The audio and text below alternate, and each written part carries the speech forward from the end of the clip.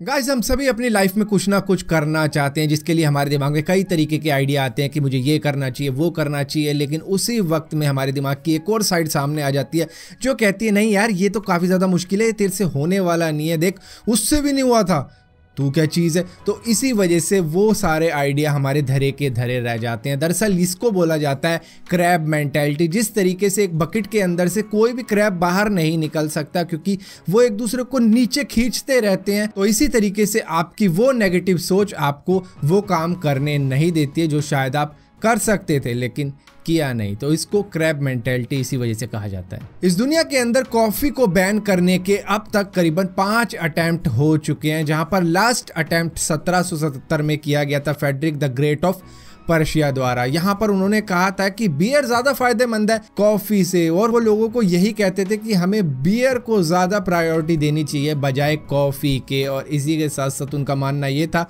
कि कॉफी की वजह से उनके देश की बियर कंजम्पशन कम हो रही है। हालांकि कोरोना वायरस के चलते हुए दुनिया भर से बस बुरी बुरी खबरें ही आती हैं कि वहाँ पर इतने मर गए, वहाँ पर इतने ज़्यादा इन्फेक्टेड हो गए, बस यही खबरें निकलती हैं। और ऑस्ट्रेलिया के अंदर भी कोरोना वायरस का कहर चल रहा है, लेकिन फिर भी एक अच्छी खबर वहाँ से ये आ रही है कि जो जंगलों में आग लगी थी उसमें जो कोआलास को रेस्क्यू किया गया था, अब उनको दोबारा से जंगलों में छोड़ा जा रहा है। तो मतलब वाइल्ड लाइफ वहाँ पर अब दोबारा से जीने लायक बन चुकी है। इस दुनिया के अंदर बहुत से ऐसे लोग हैं जो कि रिच कंट्री में रहते हैं और वहाँ पर स्लम नाम की कोई दरअसल चीज़ होती ही नहीं है, जिसके लिए वो टूरिस्ट बनकर कई कंट्रीज़ में जाते हैं कि हमें स्लम देखना है, आखिर लोग वहाँ पे कैसे जीते हैं, क्या लाइफस्टाइल होता है उनका।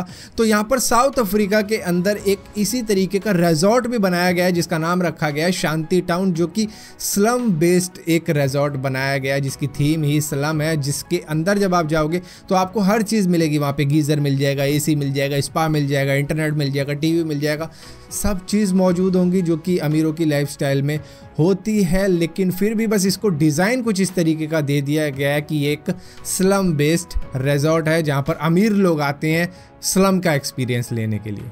इस वक्त में इस पृथ्वी पर करीबन 7.8 बिलियन लोग रहते हैं, लेकिन अगर देखा जाए सारी हिस्ट्री को और अब तक को, तो अब तक यहाँ पर करीबन 107 बिलियन लोग रह चुके हैं। 2010 में एक अफ्रीकन कंट्री जिसका नाम कोंगो है, उसमें से एक पैसेंजर प्लेन उड़ा था जो कि कुछ इस साइज का ही प्लेन था, जिसके अंदर एक बंदा क्रोकोडाइल बैग में भरकर ले आया था। जिसके बाद में वो क्रोकोडाइल किसी तरीके से उस बैग में से निकल गया और सारे पैसेंजर डर गए, और डरने के बाद में वो प्लेन के पीछे की साइड भाग गए। और इसी के साथ साथ जब प्लेन इनबैलेंस हुआ तो क्रोकोडाइल आगे की तरफ चला गया कैबिन में जहाँ पर पायलट मौजूद था। पायलट भी डर गया और इसके बाद में वो प्लेन क्रैश हो गया, और इस प्लेन क्रैश में करीबन 20 लोगों की मौत हो चुकी थी, लेकिन वो क्रोकोडाइल तब भी बच गया था।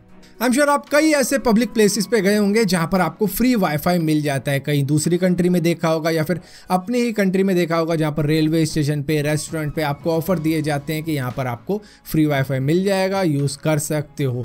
तो यहीं पर ये जो फ्री वाईफाई का चलन है, ये दरअसल सबसे पहले ताइवान ने शुरू किया था अपनी कंट्री के अंदर, जहाँ पर उन्होंने सभी सिटीजन्स के लिए और इसी के साथ साथ फॉरेनर्स के लिए वाईफाई फ्री कर दिया था। तब जाके दूसरी कंट्री ने इसको फॉलो किया था। और यहीं पर आप ये जानकर हैरान हो जाओगे कि इस दुनिया के अंदर 80% लोग इतने गरीब हैं कि अगर आप अमेरिका के गरीब बंदे की भी बात करोगे, जिनको होमलेस पीपल भी कहते हैं, वहां पर तो उनके पास भी इतना पैसा है कि वो 80% दुनिया के लोगों से अमीर हैं। जैसा कि हम सभी को मालूम है कि ब्लैक होल को ये कहा जाता है कि वो एक ऐसी जगह है जहां से कोई भी वापस आ नहीं सकता। उसको इंग्लिश में the point of no return भी कहा जाता है, जहां पर अगर हम गिर जाएं तो हमारे आने की कोई गुंजाइश नहीं है। लेकिन ऐसा नहीं है कि हम जैसे गिरे हैं वैसे ही उसमें गिरते चले जाएंगे, बल्कि हम गिरेंगे भी और स्ट्रेस्ड आउट होते रहेंगे। मतलब हम इतना खिंच जाएंगे कि हमारी हालत किसी न्यूडल की तरह हो जाएगी,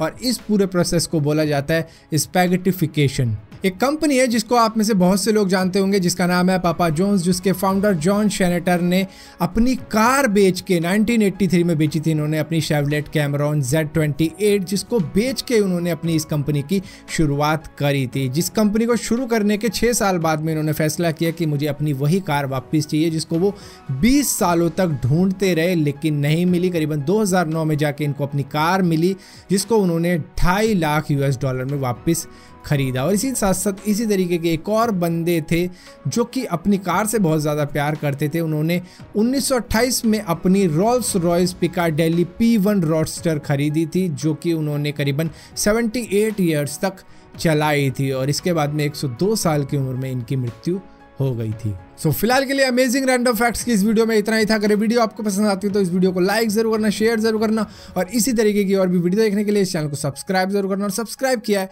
तो बेल का आइकन जरूर दबाना, वरना आपको मालूम भी नहीं चलेगा मैंने कोई वीडियो डाली भी है।